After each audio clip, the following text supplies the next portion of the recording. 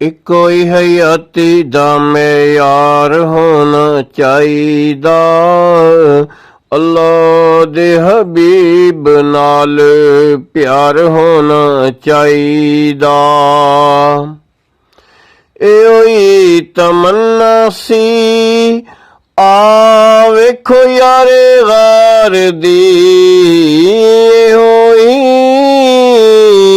ਤਮੰਨਾ ਸੀ ਆ ਵੇਖੋ ਯਾਰੇ ਗਾਰ ਦੀ ਕਿ यार नाल यार दा मज़ार होना चाहिदा। यार नाल यार दा मज़ार होना चाहिदा। अल्लाह दे हबीब नाल प्यार होना चाहिदा। जेड़े मेरे आका दियां महफिलां सजांदे ने, जेड़े मेरे आका दियां महफिलां सजांदे ने, उन्हां बेलियां दा बेड़ा पार होना चाहिदा।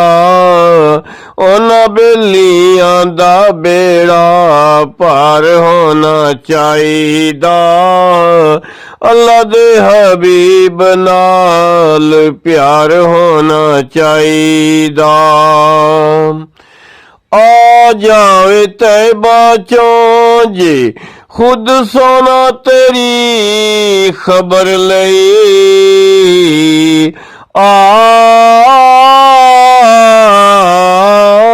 जावे तैबा चों जे खुद सोना तेरी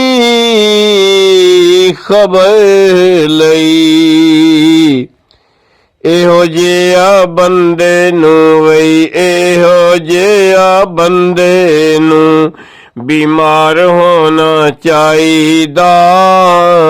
अल्लाह दे हबीब नाल प्यार होना चाहिदा।